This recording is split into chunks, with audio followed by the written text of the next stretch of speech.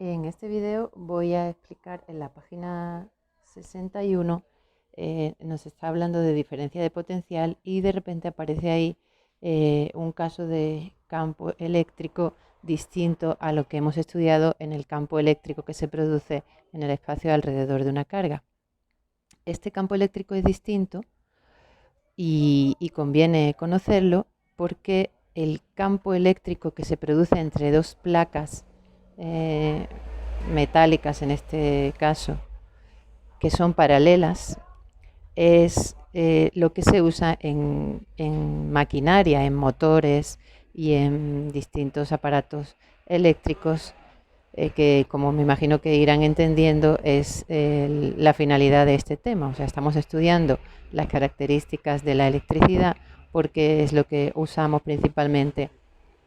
El trabajo eléctrico es el que usamos en la mayoría de las máquinas, electrodomésticos. Entonces, en este sentido, el campo eléctrico entre dos placas es importante que lo conozcamos.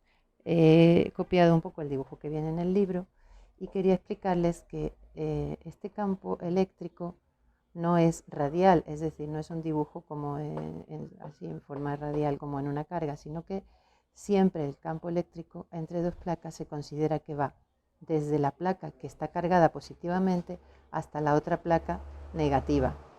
Y la distancia que separa las placas es la distancia que van a desplazarse. Vean que para que haya trabajo tiene que haber un desplazamiento, que se va a desplazar una carga desde una placa hasta otra. Y esto está unido mediante estas líneas que lo que simbolizan es un conductor eléctrico, es decir, un circuito, a una batería. Esta batería es la que produce esa diferencia de potencial.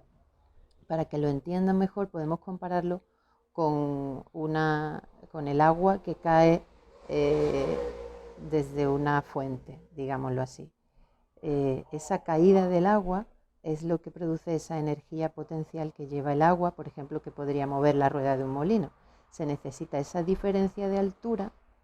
Esa diferencia de altura sería como la diferencia de potencial que produce la batería.